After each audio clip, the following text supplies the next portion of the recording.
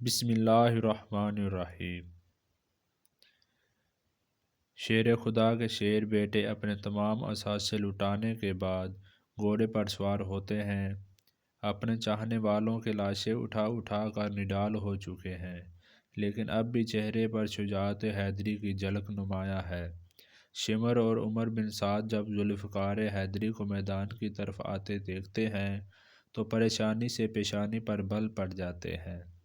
دنیا کا یہ واحد موقع تھا کہ جہاں ایک طرف 22,000 کی فوج تھی اور دوسری طرف صرف ایک شخص اپنی تلوار لیے گھوڑے پر کھڑا تھا، اور شاید ہی ایسی ڈرپوک فوج آپ نے دیکھی ہوگی کہ 22,000 میں ایک بھی ایسا مرد نہیں ہے جو کہ تنہا نواسہ رسول شیر خدا کے شیر کا مقابلہ کرنے کا سوچ بھی رہا ہو۔ ویسے بھی ان سب نے سن رکھا تھا کہ ان کے نبی صلی اللہ علیہ وسلم نے فرمایا تھا، حسین مجھ سے ہے اور میں حسین سے ہوں، لیکن بدبختوں کی آنکھوں پر لالچ اور طمع نے پردہ ڈال رکھا تھا۔ ہر کوئی دربار یزید میں اونچا مقام اور انعام و کرام حاصل کرنا چاہتا تھا۔ اب سبھی ایک دوسرے کا منہ دیکھ رہے ہیں کہ شہ سوار کربلا کا مقابلہ کون کرے گا۔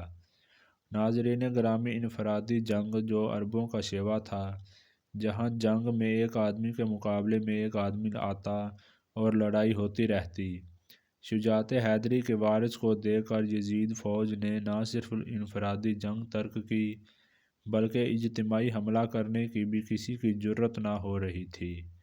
ویسے بھی اس ساری فوج نے سن رکھا تھا کہ سامنے وہ گھڑ سوار ہے کہ جس کے بچپن میں ہی اس کی شہادت کے چرچے عام ہو چکے تھے۔ ایک دفعہ حضرت جبرائیل امین حضور اقدس صلی اللہ علیہ وآلہ وسلم کی بارگاہ میں حاضر تھے کہ وہاں حضرت امام حسین بھی تشریف لے آئے اور حضور اکرم صلی اللہ علیہ وآلہ وسلم کی مبارکباد گود میں بیٹھ گئے۔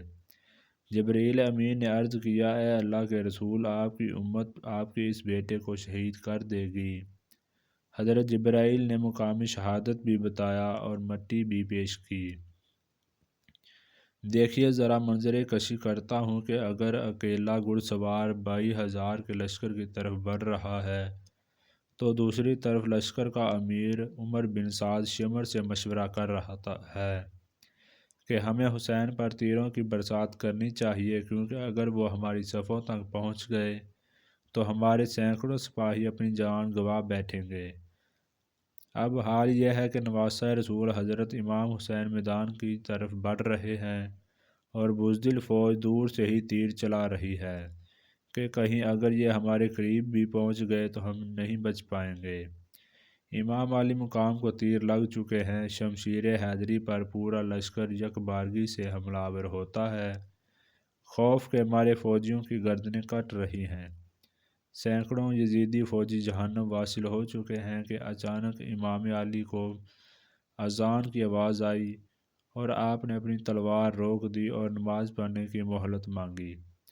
یہی وہ وقت تھا کہ جب شمر کے جوش دلانے پر مال کندی نے پیچھے سے ایک ایسا وار کیا کہ تلوار کلہ مبارک کو کاٹتی ہوئی کاسہ سر تک پہنچ گئی۔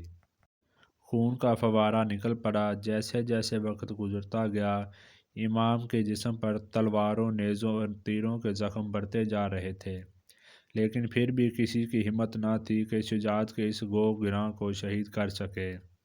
شمر ملعون کے کہنے پر سب نے تیروں کی برسات کر دی۔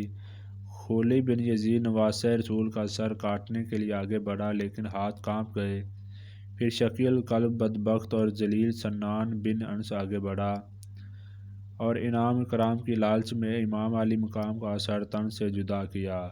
ملعون ابن زیاد کے حکم پر تمام سر نیزوں پر چڑھا دیے گئے اور جسم اطہر کو گھوڑوں کی ٹاپوں تلے پامال کیا گیا۔ شہادت حسین رضی اللہ تعالی عنہ تاریخ کا انسانی ایک غیر معمولی واقعہ ہے کہ پیغمبر کے پیروکاروں نے اپنے نبی صلی اللہ علیہ وآلہ وسلم کے نواسے کو بے دردی سے شہید کر کے اس کا سر اقدس نیزے پر سجایا۔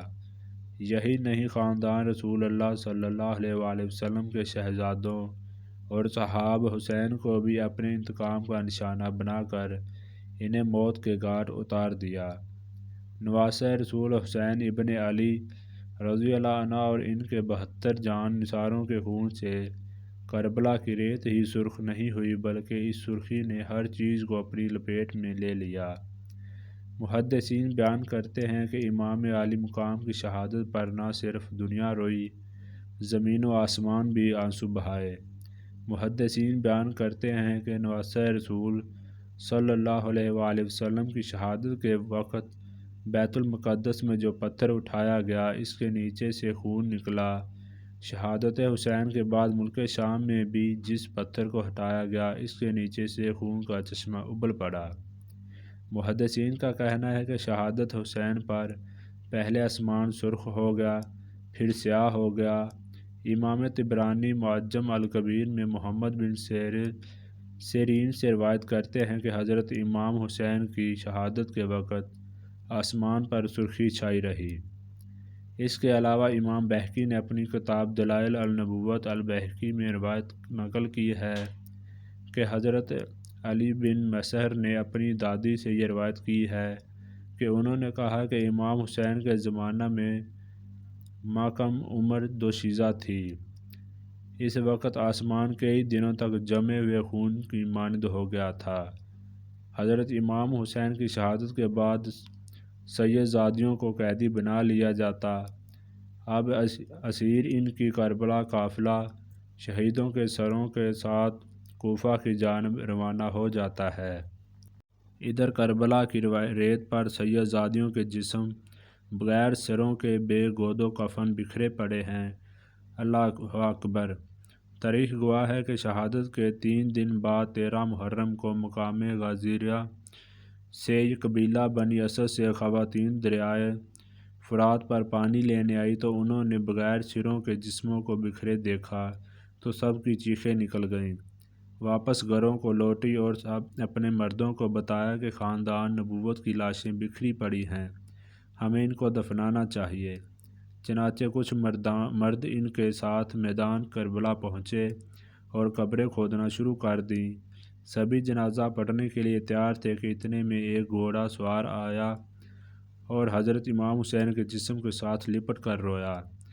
اس شخص کا رعب و دبدبہ اتنا تھا کہ ان کے لیے مصلی خالی کر دیا گیا۔ انہوں نے نماز جنازہ پڑھایا اور پھر ایک جسم کو نام سے پکارتے اور دفن کرتے رہے۔ سب سے آخر میں حضرت عباس و علمدار کو دفنایا گیا۔ جب وہ گھوڑا سوار جانے لگا تو قبلہ بنو اسد نے پوچھا کہ آپ کون ہیں؟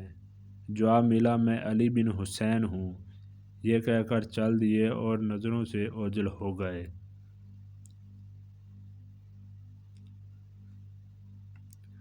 اللہ سے دعا ہے کہ ہم آخری نبی آخر الزماں حضرت محمد صلی اللہ علیہ وآلہ وسلم اور ان کی پاک آل پر اپنی جان نثار کرنے والے بن جائیں۔